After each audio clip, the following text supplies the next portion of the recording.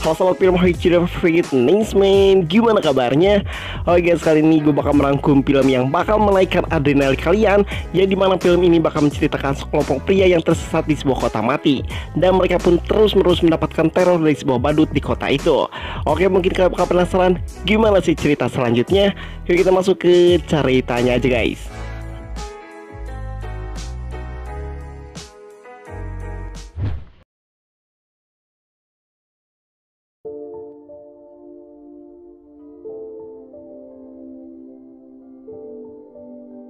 Film diawali dengan memperlihatkan sebuah rumah pada malam hari, dan di sini terlihat ada seorang pengasuh dari kedua anak kecil. Dia bernama Ricky dan juga Megan. Lalu di sini si Megan pun menyuruh mereka untuk tidur. Dan di sini tampaknya situasi masih normal dan tidak ada satupun yang mencurigakan.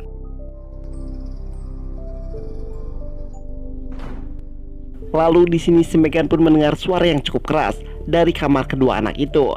Lalu dia pun langsung memeriksanya. Dan sesampai di sana, dia pun tidak menemukan apapun di sana. Tapi tiba-tiba, ya, dia pun tiba-tiba ditusuk oleh seseorang yang nggak tahu dari mana asalnya.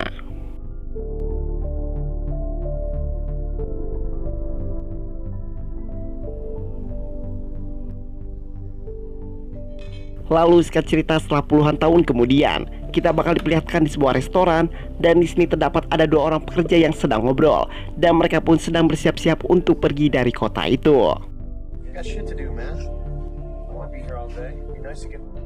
Lalu di sini datanglah 4 remaja yang berasal dari kota lain, dan di sini mereka berempat ini ingin menanyakan sebuah jalan untuk menonton konser di kota Columbus.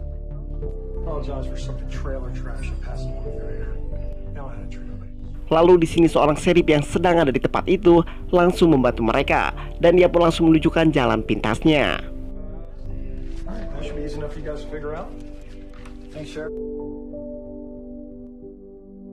Lalu setelah itu mereka pun akhirnya melanjutkan perjalanannya kembali dengan mengandalkan arah jalan dari serip tadi. Dan di sini mereka pun sangat senang karena mereka akan segera menonton konser. Nah, kita kenalin 4 remaja ini nih. Yang brewok ini bernama si Mikey, lalu pria baju biru ini bernama si Brad, dan wanita yang berkaos putih ini bernama si Sarah, dan yang terakhir wanita yang berkaos merah ini bernama si Jill. Dan di sepanjang jalan, sebenarnya mereka pun tidak mengalami masalah apapun. Dan sampai pada akhirnya, di sini si Jill pun tersadar kalau HP-nya tertinggal di restoran tadi.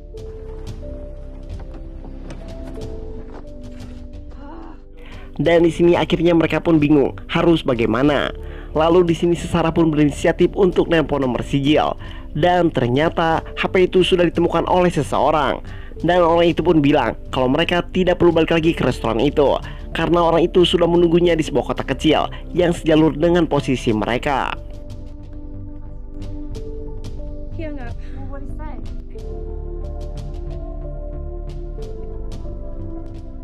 Dan setibanya di kota itu pun tampak aneh karena terlihat seperti kota mati yang gak memiliki penduduk sama sekali.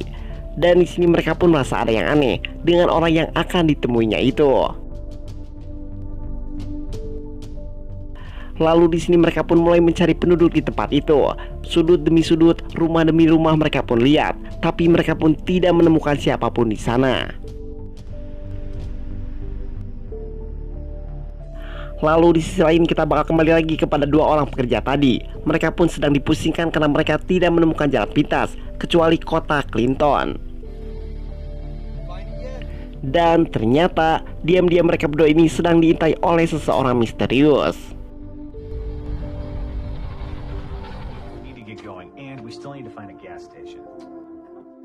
Lalu kita kembali lagi ke mereka berempat. Dan di sini si Jill pun sudah mengikhlaskan HP-nya dan mengajak teman-temannya untuk pergi dari kota itu. Tapi pas mereka mau pergi, mobil mereka malah mogok secara tiba-tiba. Dan ya, di sini mereka pun mulai menyadari ada yang gak beres dengan kota ini.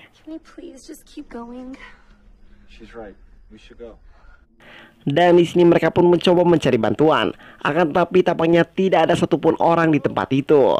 Dan tambah parahnya lagi, HP ketiga orang itu pun tidak ada sinyal di tempat itu.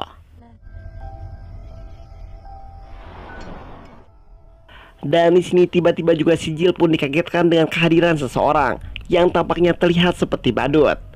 Lalu di sini juga mereka pun dikejutkan dengan kehadiran sebuah mobil yang melintas di kota itu. Dan ternyata mobil itu adalah mobil dua orang pekerja yang tadi. Dan merasa kenal, akhirnya mereka pun langsung memberikannya tumpangan.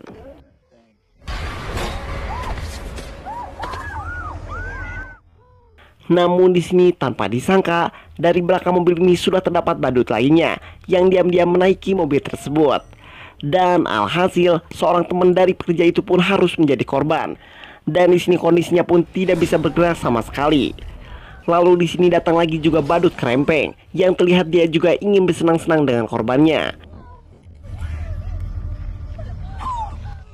Dan disinilah pria yang terkapar tadi pun akhirnya disiram bensin dan dia pun akhirnya dibakar hidup-hidup.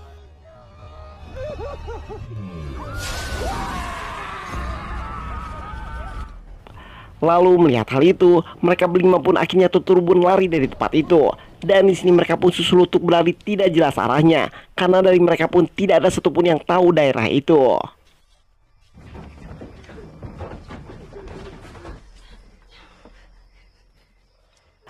Lalu di sini seorang badut botak pun mencoba mencari mereka, dan alhasil mereka berlima pun dibuat deg-degan olehnya.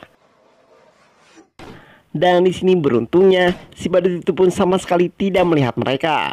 Akan tapi kondisi ini masih belum aman, dan akhirnya mereka pun bergegas untuk pergi dari tempat itu untuk mencari tempat yang lebih aman.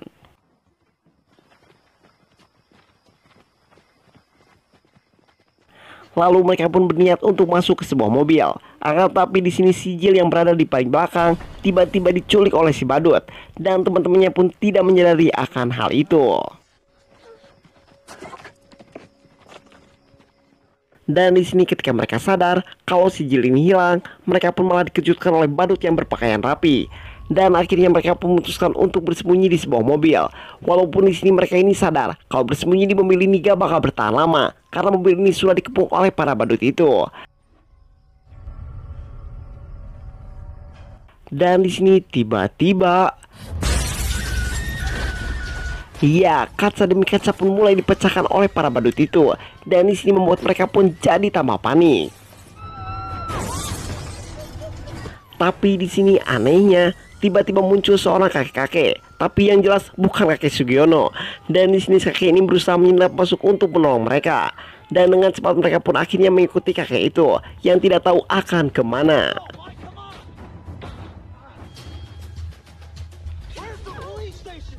Dan di sini ternyata kakek ini punya markas andalan untuk bersembunyi. Dan akhirnya mereka pun bersembunyi di tempat itu.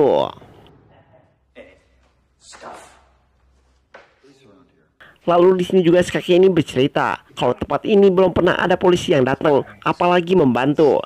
Terus juga dia bilang kalau dia pernah jadi warga di kota ini, tapi dia memilih untuk kabur dari keluarganya.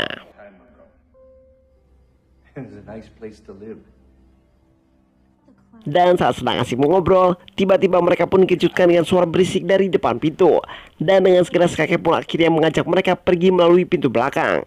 Dan tanpa disadari, pria pekerja ini pun ditarik secara mendadak. Dan di ruangan inilah, pria itu pun harus berhadapan dengan badut yang berpakaian rapi, yang selalu membawa linggis kemana-mana. Namun di sini belum apa-apa, pria itu pun langsung dipukul bagian wajahnya sampai mulutnya robek, dan akhirnya dia pun harus tewas dibuatnya.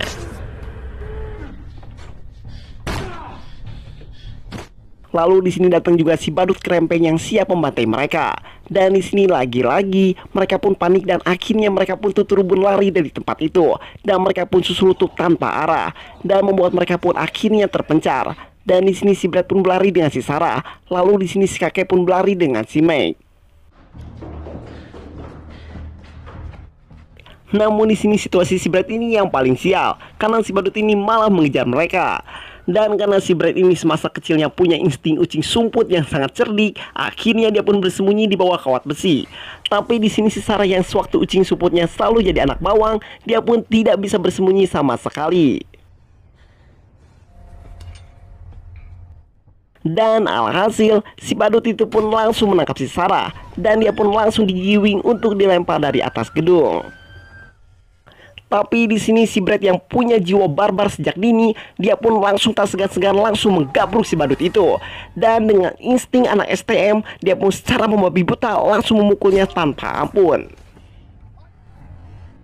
Dan tidak sampai situ saja, si Brad yang belum puas sama badut ini, dia pun langsung membacoknya secara bertubi-tubi dengan sebuah linggis yang selalu dibawa si badut ini. Dan akhirnya si badut ini pun bisa dinyatakan modar.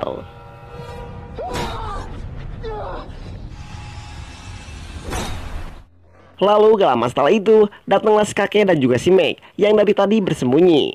Dan dari titik inilah si Brad ini secara tidak sengaja menemukan HP milik si Jill berada di kantong pria ini. Dan dia juga melihat sebuah tato tepat di lengannya. Dan setelah diingat-ingat, ternyata pria ini adalah pria yang sama ketika berada di restoran tadi. Dan dengan kata lain, ia adalah satu-satunya sosok yang mengambil handphone milik si Jill dan menjebak mereka untuk bertemu di kota ini. Lalu tak lama setelah itu, si kakek pun langsung mengajak mereka untuk kabur dengan mengandalkan peta yang sudah ditulis sebelumnya. Ya walaupun si kakek ini tidak ikut kabur bersama mereka, tapi setidaknya kakek ini amat sangat membantu mereka bertiga.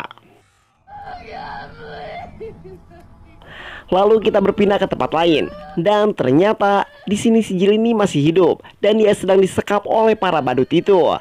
Dan di sini juga ternyata terdapat badut perempuan yang selama ini memiliki hobi untuk menandani korban wanita. Tapi di sini sayangnya si Jill ini tidak bisa diselamatkan oleh teman-temannya karena teman-temannya ini sudah kabur menggunakan mobil dua orang pekerja tadi.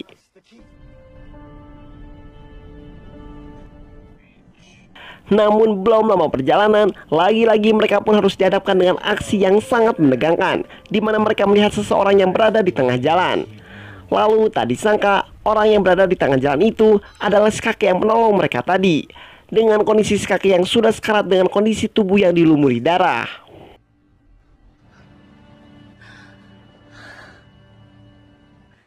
Lalu tak lama dari situ, lagi-lagi muncul kedua badut yang menyerang mereka secara mendadak. Dan di sini si Brad pun langsung berlari dan gak jelas arahnya. Dan dia pun terpaksa meninggalkan kedua temannya.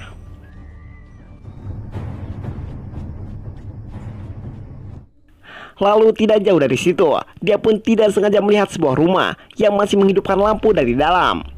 Lalu dia pun langsung mencoba masuk untuk meminta bantuan. Lalu di rumah itu pun terdapat seorang wanita yang sedang terduduk. Dan di sini si Brad pun meminta bantuan kepada wanita itu. Tapi wanita ini malah menjawab, dia akan membantunya tapi tunggu anaknya pulang.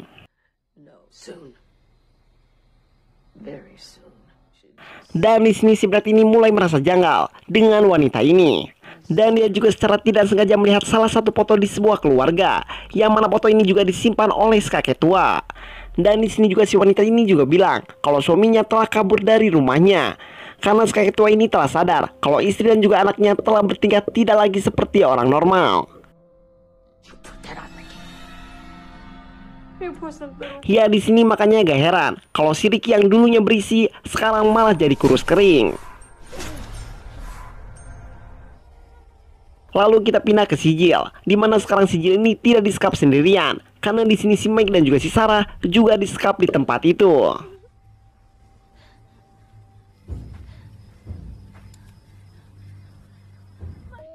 Dan di sini juga terkuak fakta bahwa ternyata para badut ini sangatlah banyak. Dan di mana di sini juga terdapat si Sheriff yang sebelumnya berada di restoran tadi. Dan itu alasan kenapa keberadaan korban tidak pernah ditemukan oleh polisi, karena kota ini ditutupi oleh si Sheriff. Dan disinilah para badut itu pun harus mengeksekusi para korbannya sebelum hari berganti pagi.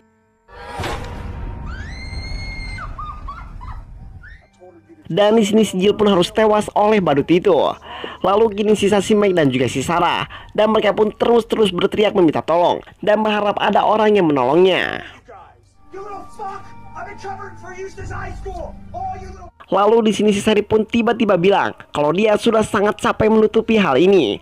Dan hal itu membuat badut itu pun seketika marah dan langsung menikam si Sheriff itu.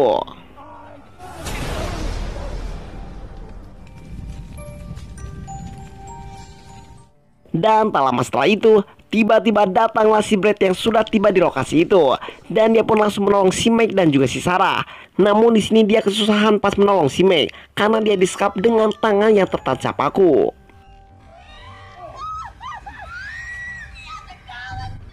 Dan di sini beruntungnya si Mike juga masih bisa melawan saat badut ini ingin melukainya. Dan di sini si Mike pun berhasil membunuh badut itu. Lalu mereka bertiga pun langsung kabur dari tempat itu. Dan di sini mereka pun menemukan sebuah mobil milik si badut dan mereka pun langsung mencoba menaikinya. Tapi di sini mereka pun malah dihadang oleh si badut botak, ya dimana si Mike pun harus berkelahi dengan si badut itu. Tapi sayangnya mereka pun berdua harus tewas di tempat itu. Dan di sini si Brad dan si Sarah pun mencoba untuk kabur dari badut krempeng. Lalu mereka pun akhirnya berhasil kabur dan akhirnya mereka pun berdua berhasil pergi dari kota itu.